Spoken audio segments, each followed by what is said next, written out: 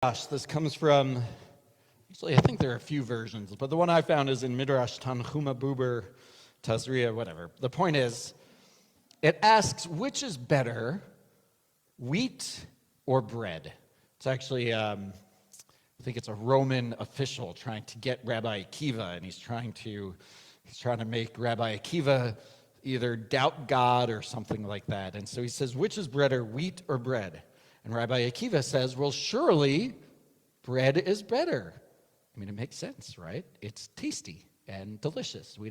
I can't say but I don't like eating raw wheat or flour for that matter, but bread is delicious.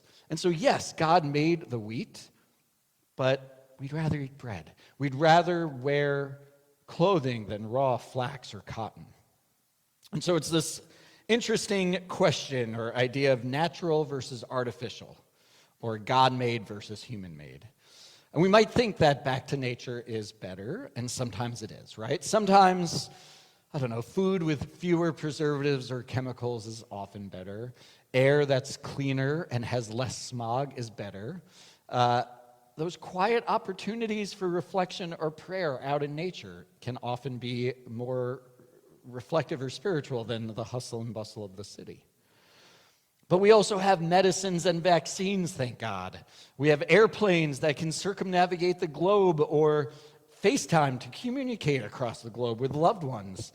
Things like rock music. There's all this stuff that we've developed.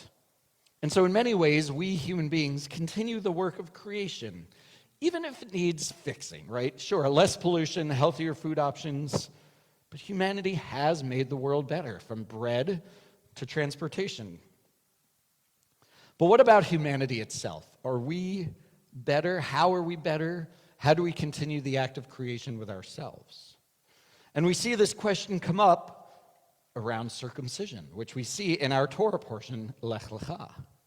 It opens with God calling out to Avram, Lech L'cha, go forth from your native land, from your father's house to the land that I will show you. God chooses Abraham and Sarah to Lech L'cha, to go forth, to become the patriarch, the matriarch of our people, to form a covenant with God, unique, distinct from the one with Adam or the one with Noah.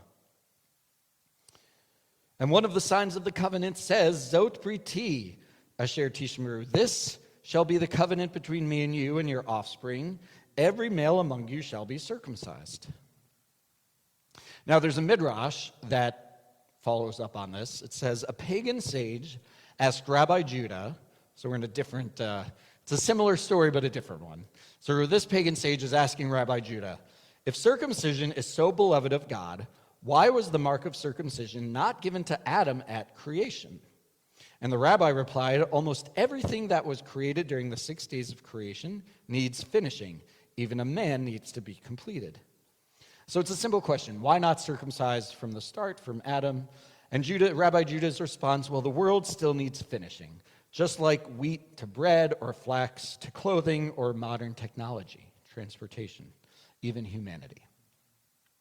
Now, I'm going to admit that the details of this story are a little troubling, because we can ask, well, what about women?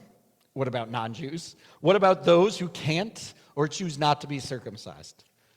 But if we take a step back and say, okay, the rabbis, they were writing this, centuries ago. This was their worldview, one that was male-centric and Jewish-centric.